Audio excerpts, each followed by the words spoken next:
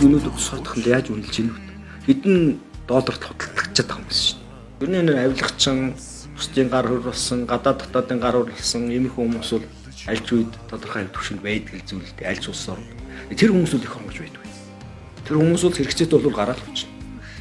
Тэр хүмүүс их орны төлөө амьдрахгүй. Бид өнөөдөр хичнээн одоо ядуу мадуу байна гэж байгаа ч Монголын ард түмэн хэрэгчлээтэй. Ажиглалтай л юу?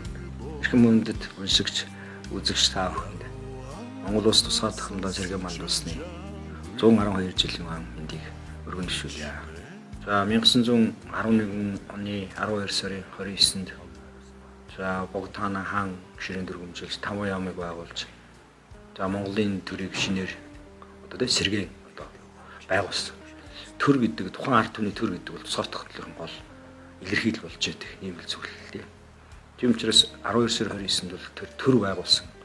Төрөө дахин сэргээн байгуулсан тэр өдрөөр бид нар тусгай тахамдал өдрийг яриад байгаа. За гэвч одоо манай хоёр хөрш бол Монголын тусгай тахамдлыг хүлээн зөвшөөрөхгүй хэрэглээс. За ингээд одоо бүр сүүлд тийм ээ 1939-с 45 он хүртэл 6 жил үргэлжилсэн дэлхийн 2 дугаар дайны дараагаар Яалтын гэрээгээр гадаад Монголын тусгай тахамдыг хүлээн зөвшөөрөх тухай асуудал яригдсанаар 46 он хүртэл Монголын тусгай тахамдыг хүлээн зөвшөөрч. Гэвч 1961 он хүртэл Монгол улс тусгай тахамдаа бүрэн хүлээн зөвшөөрч нүүбийн бүр ихт гишүүн болж чадахгүй л явсаар ирсэн. Зөвлөл холбоот улс чинь өөрийнхөө хэлийн бамбай бүсийг бүгнээр Монгол улс болох тэр хоёр шаар Монгол улс тусгай тахамд гэдэг тэр хоёр хүсэл эрмэлзэл нийлсэн учраас Сталин гэж Монголын тусгай тахамд нөлөө тэмцсэн. Тэр үед мэдээж хэрэг зөвлөл холбоот улс бүгнээр Монгол ард улс шууд өөртөө нэгтгэж авчих боломжгүй байсан. Олон улсын нөхцөл байдал юм байна. Хэрвээ Монгол улсыг тусгай тахамдахгүй бол хууль ёсоор гэртэн бүрэлдэхүүн хэсэг болчих гээд байсан. Тийм учраас зөвлөлтийн эрх шиг бол бүгд Монгол улсыг өөрийн нөлөөний хүрээнд тусгай тахамд улс болох гэдэг тэр бодлого үүднээс Монголын тусгай тахамдыг дэмжсэн гэсэн үг. Хятадын хувьд бол одоо 12 хүлээн зөвшөөрж байгаа юм л шүү дээ. Олон улсын шахалтантай зөвхөн зөвлөлтийн төдөөгүй Америк, Англи олон улсын шахалтанд орсон тул хүлээн зөвшөөрсөн. Манжин бүрэлдэхүүнд байсан бүх улсууд тусгай тахамдлын хөндлөлөөр тэмцсэн. Тэд дотор Төвөдч орно, Өвөр Монголч орно, Шинжаанч орно. Тэндээс ганцхан одоо тухайн энэ бол гадаад Монгол буюу Ар Монгол буюу бүгдээрт Монгол ордол тусгай тахамдыг хүлээн зөвшөөрч чадсан. Бус нь бүгд чадаагүй. Тэгэхээр энд бол одоо монголчуудын үе үеийн одоо цэргээс ахуулаад тий төрийн зүтгүүлбэр жирийн ард иргэдээс ахуулаад тийм ээ бүгд л одоо тусгай тахамдлын хөндлөлөө чин сэтгэлээсээ зориулж ийдсэн. Энэ л үр дүн одоо бид энэ тусгай тахамдыг хүлээн зөвшөөрсөн.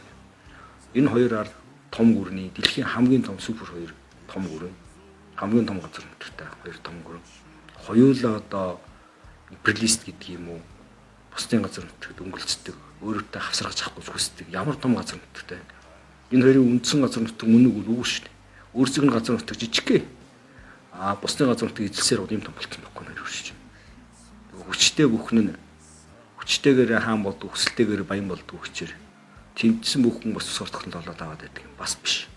Одоо ингээд тусгай улс зөндөө улс. Одоо бус улсууд бүгд Монголтой одоо төвдийн эрдэмтэд дээр шууд одоо Монгол улсыг хатаарч байгаа шин. Бид яг л адилхан байдалд байсан. Та нар яаж тусгай тахамдлаа хүлээн зөвшөөрөл бид юунд дээр алдсан учраас чадсангүй гэж байгаа байхгүй. Тэгэхээр энд бол ухаалаг бодлого хэрэгтэй. Төрийн зүтгэлтнээс ахуулаад лам хар жирийн иргэд бүртгэв нэгэн сэтгэлээр тусгай тахамдлын төлөө тэмцэх гэдэг тэр л хүсэл зорилго байна.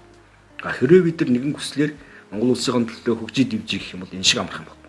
100 боломжтой. 99 биш 100 боломжтой. Хамгийн гол нь хүсэж ийнэг үе гэдэг. Өөрөөр Монголын төр Монгол улсыг хөгжүүлэхийн төлөө чин сэтгэлээсээ хүсэж ийнэг үе гэдэг л гол нь дөрөв зүйлж байгаа хүсэхгүй байхгүй. Энэ хоёр улс худалдаа давыг бол худалдаа авчих л байсан. Тэгэхээр худалдахгүй их орныхон төлөө явж байгаа хүмүүс. Амнасаа өгч байгаа байхгүй. Юу ид хөрөнгө бол энэ юу ч биш. Тэгэхэд одоо юу амнасаа өгөх тийм ээ. Бид өнөөдөр тусгай тахамд яаж үнэлж ийнэ вэ? Хэдэн долларт худалдаж байгаа юм шүү дээ. Ер нь энэ авилгачин, бусдын гар хөр болсон, гадаад дотоодын гар хөр болсон ийм их хүмүүс бол аль ч үед тодорхой төвшөнд байдаг зүйлтэй аль ч улс орнд ор байдаг зүйл биш.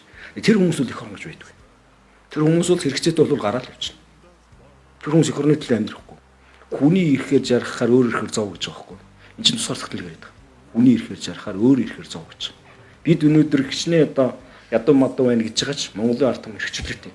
Ажиглалтай л юу вэ?